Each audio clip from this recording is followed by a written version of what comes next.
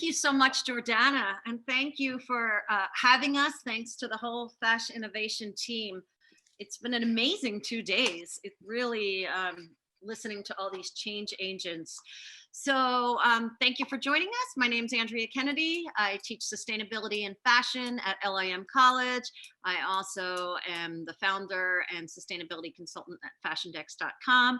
And I'm really excited and going to allow each of you, please, to introduce yourselves and tell everyone about the amazing work that you each do. Bethany, would you like to start? Hey, yeah, so I'm Bethany. I am based in London and I run a menswear brand. So we work with different social projects on the manufacturing here in the UK and within Italy. And then we also work with recycled and organic textiles. And we work with a different charitable organisation for every project that we work on. And we fundraise for them and also kind of connect them to our different sponsors and yeah, kind of gain awareness about around the charities that we work with. Are usually working on critical issues with very vulnerable people in the UK. And so we kind of like gain awareness around that as well. Yeah. Great, thank you. No worries. Simone or Shivam? I can go. My name is Shivam. I'm the founder of Behno. We are a ethical handbag company based out of New York City, and we manufacture everything in India. And I got into the space not with a fashion background. I actually studied global health, so it's a little bit of a transition and a very steep learning curve. We started 6 years ago with ready-to-wear, and then we pivoted to handbags and accessories about 2 years ago. So I'm excited to talk a little bit more about everything as we move forward. Great, thank you. And Simone? So I'm Simone Giuliani. I'm the founder of the Ethical Fashion Initiative, a program of an agency of the UN. We make fabric, we make accessories, bags, shoes, garments, enabling artisans from many marginalized communities in Africa and in Afghanistan to be part of the international supply chain of fashion. We collaborate with many brands in Europe, in the US, in Japan, in Australia. The places where we work are places like Mali, Burkina Faso, Afghanistan, Kenya, Uganda, Democratic Republic of Congo, and so on. That's what we do. Well, thank you all for sharing your passion today. Who would have thought 5 weeks ago that our supply chains and life as we know it would be so changed by all that's going on with COVID? And when we go back, hopefully sooner than later, you know, things will definitely be different. But I think that I'm very optimistic myself that we will learn so many lessons and we will be even have less of a negative impact, more of a positive impact. And I'd love to hear about how each of you work in terms of at least what you did, how you did work, and how we'll continue to work again soon in terms of positive impacts and building and crafting and creating ethically and environmentally responsible supply chains. So let's, I know our talk is about circularity in the supply chain, A to Z, but let's start with the supply chain. So how do you build that? Shivam, would you like to start, please?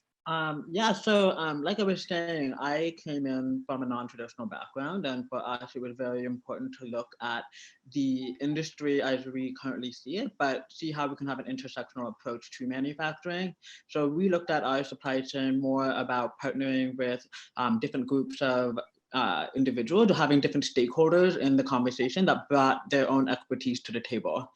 So we built a factory called MSA Ethos in India, and we had a nonprofit partner that was very hands-on and involved in the social programming, but we also had an industry veteran who understood how manufacturing occurred traditionally. So it was more about mashing up different groups of people to see how we could create something different. We created something called the Behno standard, which looked at manufacturing beyond the traditional audits, and also just beyond having a safe space for garment workers and artisans to work out of. For us, that's like a base level expectation, but we wanted to see how we could humanize and have benefits for garment workers and artisans. So we kind of created the Behno standard, which looks at, women's rights, eco-consciousness. It also looks at, garment worker benefits in terms of transportation, reimbursement for produce, just like really humanizing the process and building a standard that is traditionally bottom up. I'm not a garment worker. I never have been a garment worker, and I don't know if I ever will be a garment worker. So I cannot speak to that experience. So we needed to make sure that garment workers and artisans were at the center of the narrative and the center of the conversation. So we had something called the Behno standard that we built up, and now all of our factories incrementally implement the Behno standard. And is that a voluntary for each factory to fill out or self-assess, or is it required? How does the Behno standard work specifically? Yeah, so the Behno standard is an internal checklist for us. They do need to have traditional audits done in terms of just the security of the infrastructure of the building. They need to be RAP certified, or they need to be ISO certified. So I think we expect that. But the Behno standard is not voluntary if they want to work with us as a brand. So if we were to work with a factory, we would require them to either have certain components already in place or make an effort over the next year and a half to start implementing a lot of the components. Amazing. It's so wonderful you've created that standard. Bethany, the ethical supply chain for you. So we work with different social projects in the UK and in Italy on the manufacturing side. So we work with a program set up by Making for Change. Is set up by London College of Fashion and the Mayor's Office. So in the UK currently 4% of women are part of the prison population here, but out of those women 92% of them reoffend, and 89% of their crime is connected to a male. So they've kind of set up the first in the UK manufacturing unit and training and paid employment for women in Downview Prison in London. And then they've set up a secondary site called Poplar Works, where our studio is based, where women, once they're released, they have paid employment to go to on release. So it's kind of, we're kind of looking at why, why women are put into prison when they should be really, spending more time in community projects. So that's kind of like how we kind of work here. And then we also work with this community in Italy called San Patrignano, which is a drug rehabilitation center, which was set up 40 years ago. It's a community of 1,200 people, and they have a success rate of 72%, which is the highest in the world. And the program is all about how craft has the ability to heal. So they have 50 different sectors of making, from like handwoven textiles, cultivation, wine, cheese, graphics, hand painted wallpaper. And you also can go back to school at the same time.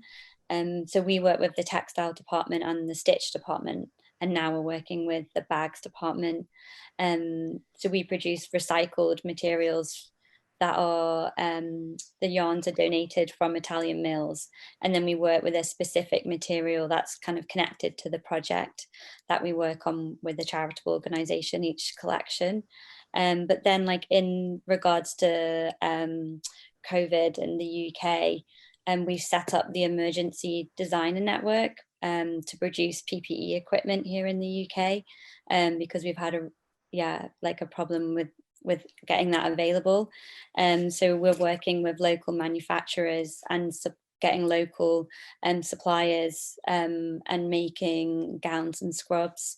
So we've started that 4 weeks ago, and we'll have produced 1,400 units by the end of this week.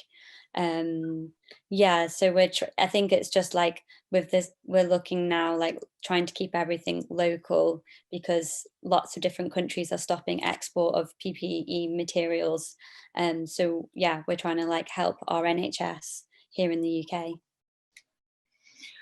Wow, that's amazing what you're doing with PPE and how many you've made, and also what you're doing with the previous incarcerated. Thank you. That's, I didn't know any of that, so thank you so much. So we'll come back too, but let's, Simone, of course, ethical supply chains are your middle name, so let's hear more about how you work in building those.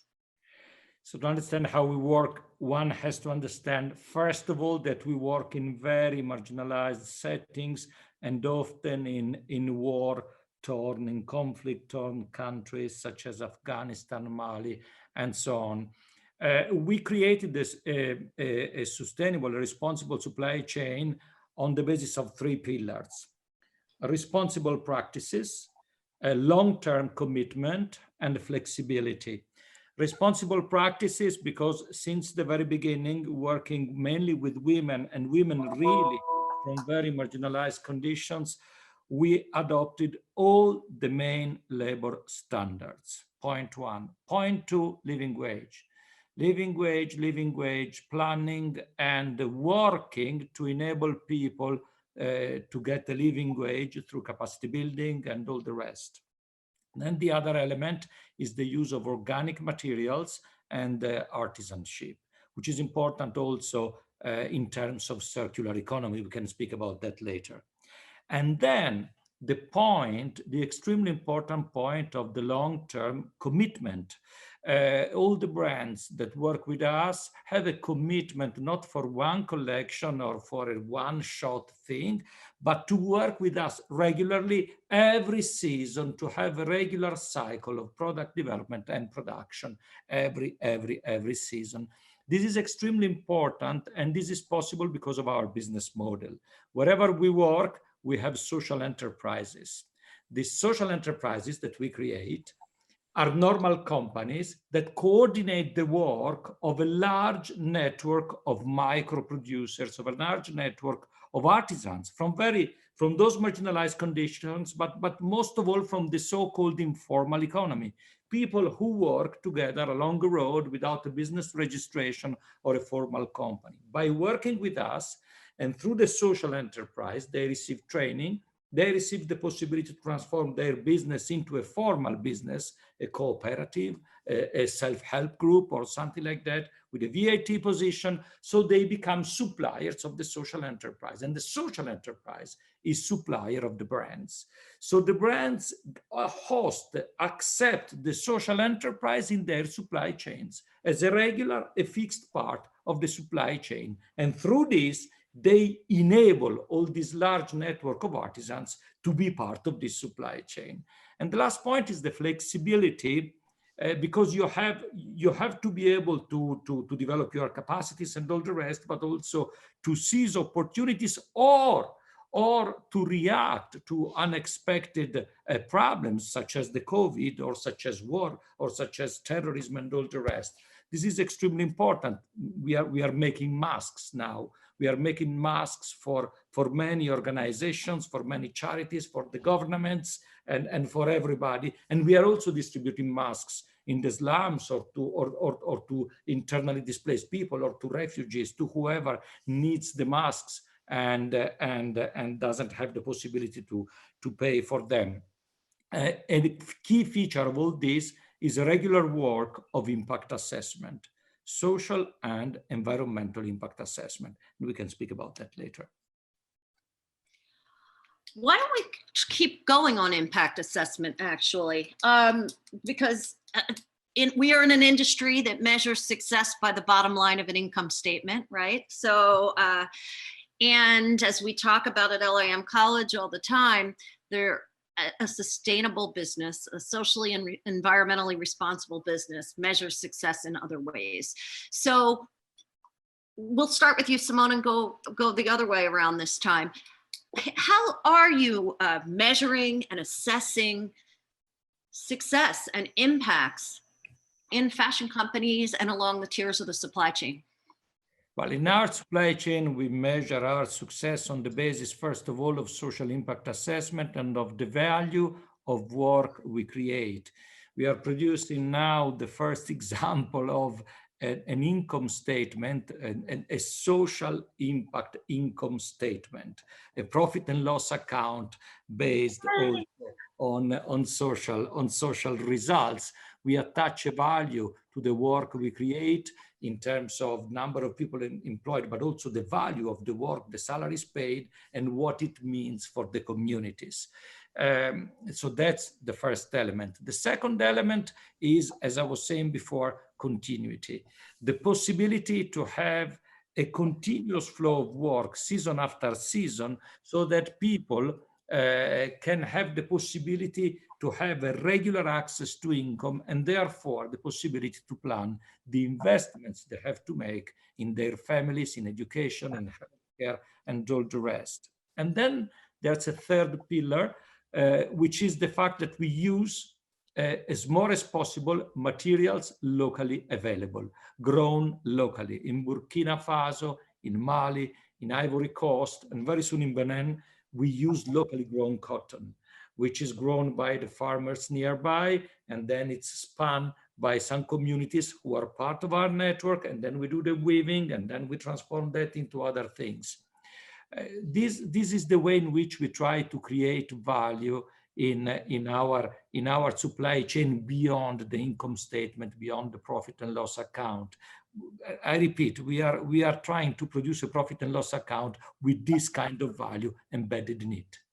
I can't wait to see what your social impact income statement looks like. I mean, can you just tell us one or two line items that would not be on a normal income statement? Can you? Well, first of all, the amounts of salaries paid and what people can do with these salaries in that setting, and the amount of people which benefit out of this salary. By putting these elements together, you see what is the impact on a community. And you see if the salary that you pay is a meaningful salary. We call it living wage, but living wage is a benchmark to organize your salary in a meaningful way. It's not a fetish. No, I often hear living wage is a benchmark, and living wage is a methodology, a system to define with people what is the salary they need in their communities. So when you have these numbers in the income statement, then you allow also an external person to understand what is the real impact of that. Then the impact assessment is bigger than this. You have you assess the impact of our work and so on the incidence of the most common disease, on the number of kids that go to school, on the availability of healthcare insurance for everybody. It's wider than that. But in the income statement, in the profit and loss account, you have those numbers I mentioned before. Thank you so much. I must say, you know, we've all seen environmental profits and losses, but it's really, my heart is singing and filled with joy to hear that you're working on a social impact income statement. Bethany, how do you measure success with the communities that you work with in terms of the previously incarcerated, those who've been rehabilitated? Let's hear about that. Yeah, so with the Making for Change project here in the UK, so yeah, the secondary unit is just opened for people on release. And then our studio has moved in with that manufacturing unit. So we've actually started employing women that have left the program as our sample machinists in-house. And then there'll be women on release that will be working as part of the Making for Change secondary unit outside of the prisons system. So yeah, it's like actually seeing, you know, like I've been working with them for 3 years, and, you know, seeing people leave, and you know, now like having that secondary site, it's great because it's like putting skills to work as well.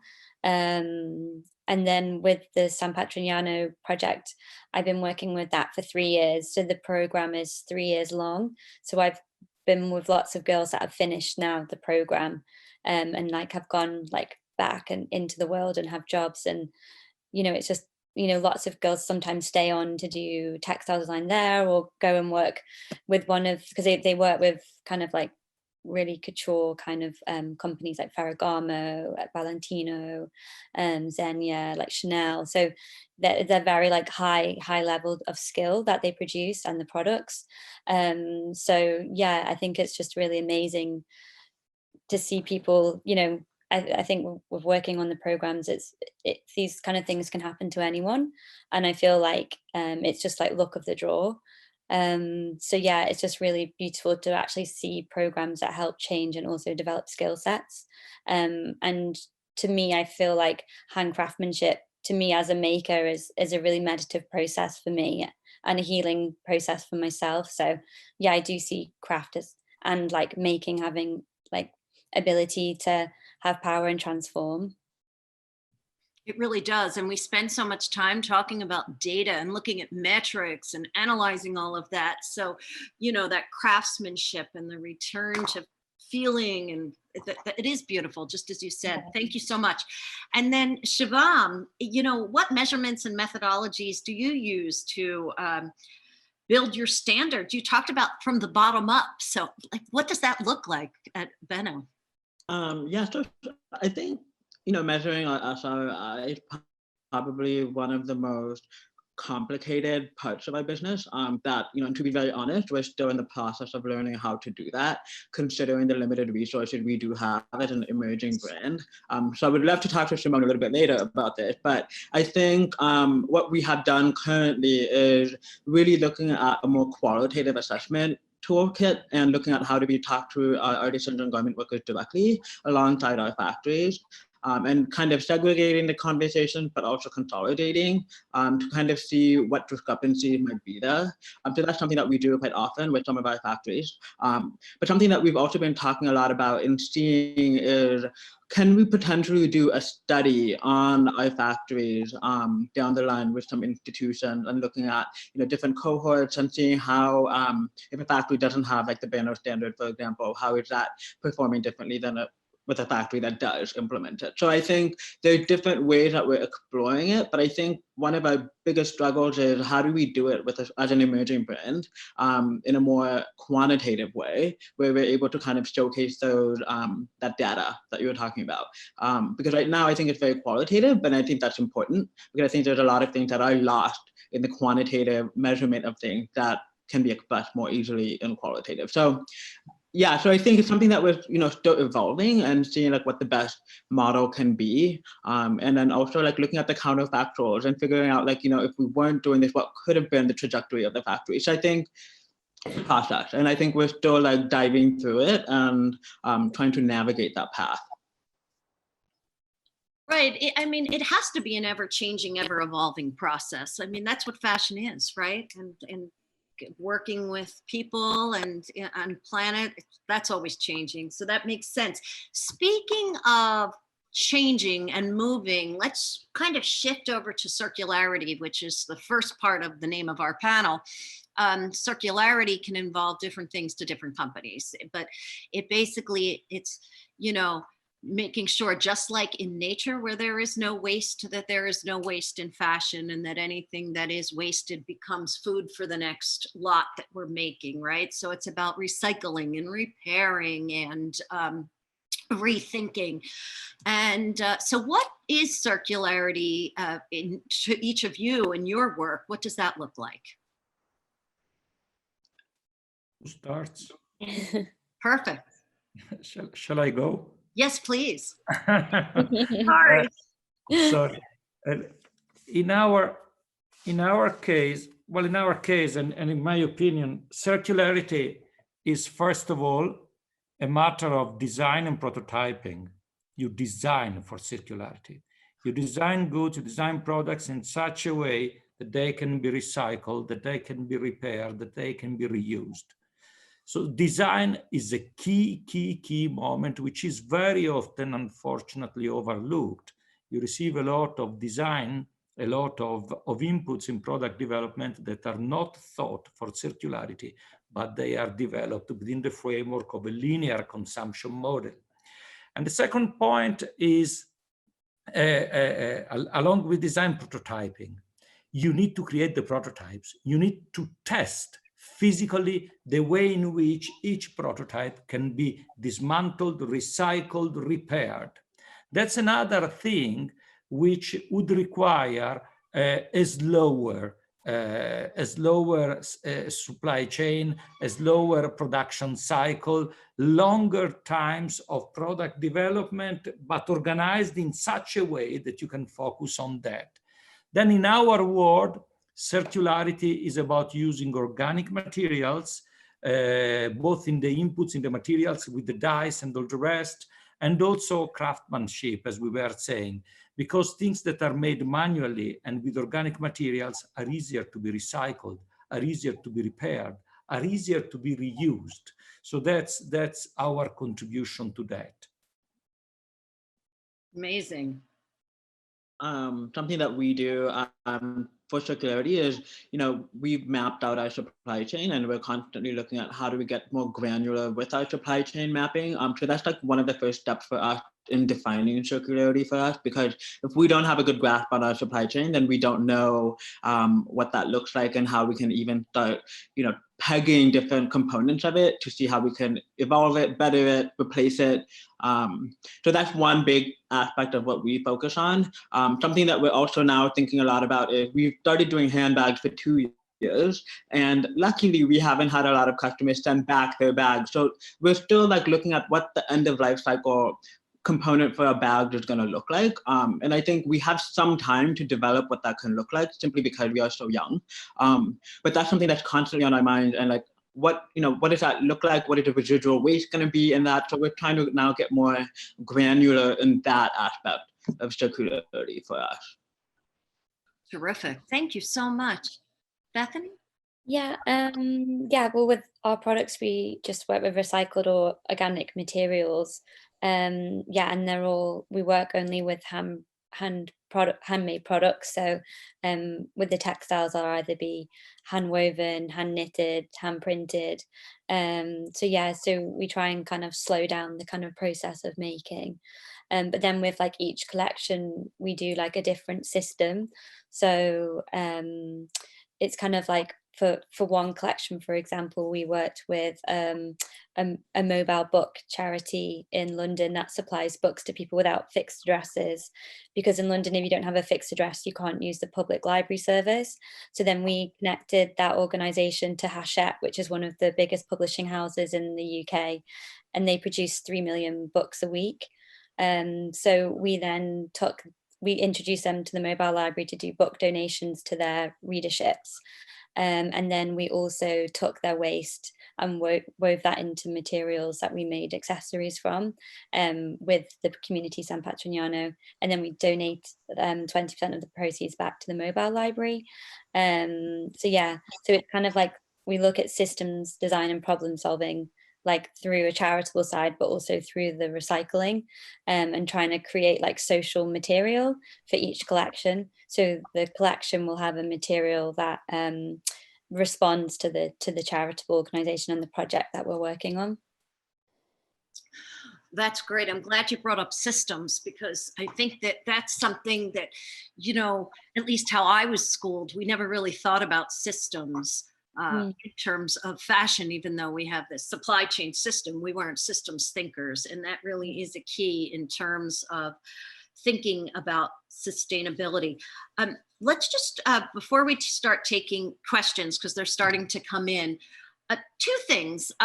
Cost. As our costs go up, as our ethical and responsible practices go up, where does that either fall on your cost sheet, or how do you, as your costs go up, some people say, and which is why they don't put sustainable practices and circular practices in, is that their profits will go down, right? It's an opposite arrow is what is commonly thought. So what are your thoughts about cost? How do you absorb them, offset them? How does it affect your pricing? With my garments, they're really expensive, and because everything's produced in the UK or in Italy, and then we work with social projects, and we also do charitable donations from the products. So they're just super expensive, but people buy them. So but then on the other side, it's quite hard because, you know, we are working also with like communities of women that can't even afford like clothing for their children for school.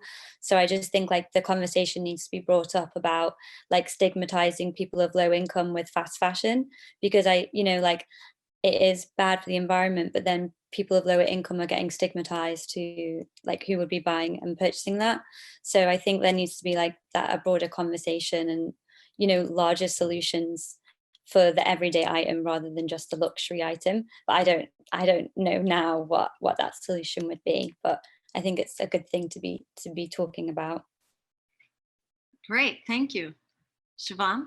Yeah, so for us, so part of the equation for us is like absorbing the cost of a brand, and really never really negotiating at the bottom of the supply chain on that aspect. So I think one thing that we do with our customers is we try to walk them through why the bag does cost as much as it does. But something that we've been thinking about recently is allowing our customers to focus on what they love and not focus on the price, and really trying to ignite a conversation with us and our customer service team and seeing like, okay, if there's a budget on a bag and there's a product that you really do love, how can we work with you in getting that product to you? So it's more of a back-end approach for us. So, I mean, we probably would lose our profit share with that, but I also think that's kind of the responsibility as a brand. So that's something that we're taking on internally. Nice, amazing. Simone, do you want to add anything to that? Yeah, we are, as Bethany and Shivam say, it's a matter of margin. We are more expensive than we are suppliers. We are more expensive than ordinary suppliers because when you apply all the standards and when you pay a living wage, you're more expensive. But the tool we found to make provision for it is open costing. Open costing, which is not only disclosing your costs as a supplier to your customer for your customer to squeeze you, but it's a two-way relationship in which also your customer discloses the margins, the retail margins. And so we define together how to manage this level of costing in view of the final retail price on one side and of the standards, the living wage, and the good labor conditions that you have to apply. By doing this with this two-way open costing system with information from both sides, we are able to manage it with our best partners, Westwood, Mimco, Ratti, United Arrows, and others. We use this system. In general, sustainability is more expensive. My friend Oscar Mezzavata from Brazil, who spoke in the previous panel years ago, already used to say sustainability is the new luxury. Now, I don't think it's that anymore. I think sustainability must become the ordinary staple, must become ordinary business, but it's more expensive. How to bring this together with mass production and all the rest, I do not know. We are in another segment of the market. I love the term open costing, just like open door policy and open communication, yes. open But cost. it has to be two-way, two-way also with the brands, because in the past, open costing was used a lot to squeeze suppliers. If it is two-way, if the open costing is matched by open margins, these are my wholesale, these are my retail margins, these are your costs, we put them together and we try to define what's a nice level of business for both us.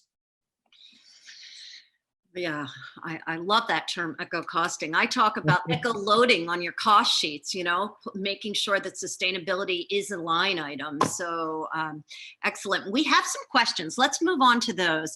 So first of all, we have a question for Shivam from Melissa. And she's asking, what constitutes a granular supply chain?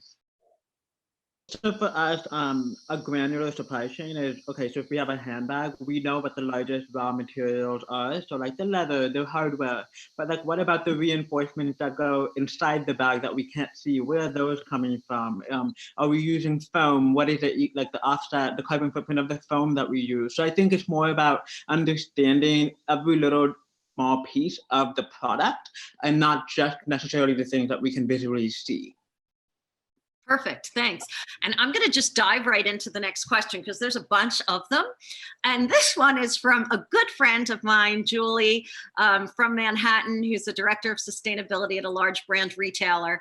And I'm going to read her question, but she says, hello, it's clear that designing for circularity is the solution. And you're right, Julie, it is. What advice do you have for large companies who are playing catch up in circularity and haven't designed in such a way thus far? Where should we begin? Are there technologies that excite you? So who wants to start with that? Where do they begin? Mamma mia. It's quite a question. You know, it depends on the kind of product and product segment you are in.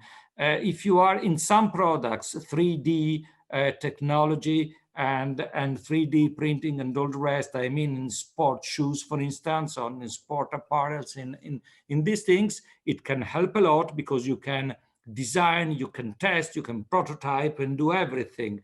But in a more traditional segment, such as the one in which we are, the technology is more or less the same, but it's a system that you have to introduce. Technology in the sense of process, and the process of prototyping and testing what you can do with this product at the end of its life. So testing how to break it down, how to repair it, how to transform that into something else, testing how to recycle the single components. So it's about establishing networks with the facilities that do these things. Because today there are mills that are specialized in recycling fabric. There are companies that are specialized in recycling leather. And as Shivam was saying rightly, having a great attention on the supply chain to be sure about every single component that you put in it. Design is also building the supply chain. So it's more about creating a system, a network, and creating a system also inside the company than other things. I mean, in our segment. Where you have the possibility to use technology, the world of today offers a lot, this 3D and all these things, but it's not our case. But going back to I think that Julie is a mutual friend. So hello, Julie. But also going back to your friend, I think something that's very important is that interdisciplinary approach towards things, and I think Simone touches on it. But like, how do you build teams that reflect different backgrounds and different expertises? Because I think fashion traditionally brings in folks that have background in this space, but I think now we need to bring in people that don't have background in this space, but understand what we're missing or what we're lacking, to kind of address them head on. Yeah, I think it's like systems design is super important. And like, you know, with production lines making not just linear but circular, and like, yeah, I'm kind of going back to sourcing and manufacturing, and I think, yeah, and just shaking it up. I think it's you know, there's lots of these old models that aren't working, and I think, like, especially with everything that's going on in the world at the minute, I think, yeah, I don't think business can go back to usual, and I do think there needs to be lots of system design and change within larger brands. Yes, I mean, I do want to say I love the interdisciplinary aspect here that you also mentioned, Shivam, that we have so much to learn from all other fields, and we kind of often have thought that, you know, why mess with success? We've been doing it right for so long, and really, you know, what's right about it when it's created so many wrongs? My suggestion, if you want to, where do you begin, is make sure you're educating yourself and your team and every single person along your supply chain. There's an expression that we use in sustainability education: put on your own air mask before you help others with theirs. So that means, you know, working it from the inside out. If you can't just start working towards these goals, and if you're not believing it, living it, and neither is your team, because they're the ones that are going to be really spreading the word and working on it for you. So just like on an airplane, put on your mask. I know we only have a few minutes left. So what about advice to newcomers into the industry, or old school people in the industry that want to start shifting their ways to more sustainable practices? where can they begin? What's a great entry point? Because it is something that a lot of brands I speak with really don't even know where. They're like, oh, we're not going there yet. It's too big of a shift. But, you know, so where can they start? Simone, you want to, I see you nodding. Do you want to kind of? I'm nodding because I hoped you called in Bethany or Shivam. Okay. Question. They are much better than me. But I don't know, in our case, the entry point was what was the place of people in the supply chain. Be sure that people have a dignified place in supply chains, that work is dignified work, first thing. But if you are a newcomer, and if you're a newcomer, you have a very small business, start from the other side, from the environmental side. Check the materials that you are putting in your product. Check the story of the materials, the impact of the materials. Be sure you have a network of all around you with the suppliers, with the producers, with those who can help you to define how to recycle your product, how to transform what you do into something else. It's about creating your network with people who believe in sustainability. So in the first case, you're already in the industry, check the place of people in your supply chain, do this.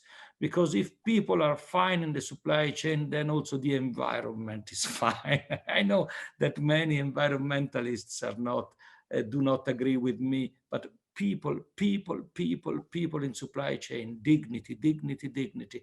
If you are a newcomer, surround yourself with people who believe in sustainability. Have a network of people who believe in sustainability. That's the only way. Yes. And I would agree with Find your tribe. My age, and if you are my age, get somebody younger than you around you. Yeah, I think like if you're just starting out, and there is a really, I don't know, like positive thing about that, because you're small and agile. So, you know, I think it's like research, you know, have in-depth research, but also I think it's finding, because sustainability is such a massive field, that it's finding something that you're passionate about within that field. And once you're passionate about something, I think that really helps you kind of develop and pushes you forward. So yeah. And also, like, having been a newcomer 6 years ago, I think something to what Bethany said is the research aspect is so important. You know, before I even started Behno, I was working in the south of India in factories, just like apprenticing, and just learning and just trying to absorb.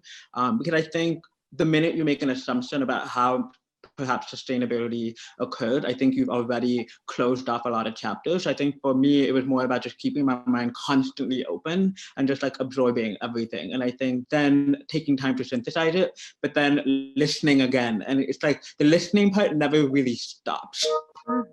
Yeah. May I add only one thing, Andrea? Yes, please. Sustainability is a horizon. It's a long walk. And you have many ways to walk towards that horizon there. Choose your own way. Be sure you are transparent about that. Be sure you communicate about that. Be sure you engage in it, everybody around you and your customers. But it's a long way, and it's a complex way. We are trying to develop an app that enables decision makers, CEOs and decision makers, to check all these different avenues towards sustainability and to choose the most appropriate one. The important thing, be transparent, involve everybody around you in it. Yes, transparency and involving everyone is really important, and making sure everyone has a seat at the table, including the climate, I must say. When we talk about Yes. circularity in the supply chain, we have to talk about climate conscious clothing design. And Absolutely. It's really important. Yes, it's complex. Yes, it's going to take a long time, but we need to do this urgently, because if we look at the UN's own IPCC not even suggestions, but we need to get to net zero as a planet, as Earth citizens on a common home by 2040. So all brands should be working at really reducing their emissions and their supply chain impacts by 5% every year for 20 years. When you think of it that way, we can do it. And that's what I do feel like. I chat with a lot of people who are at a point of despair at times. And I always say, you know, you've got to like look up and look out and see that there is hope. It's not like it all has to be done at once. It can be done in, you know, small steps. And as long as we take 20 steps at 5%, we can do it.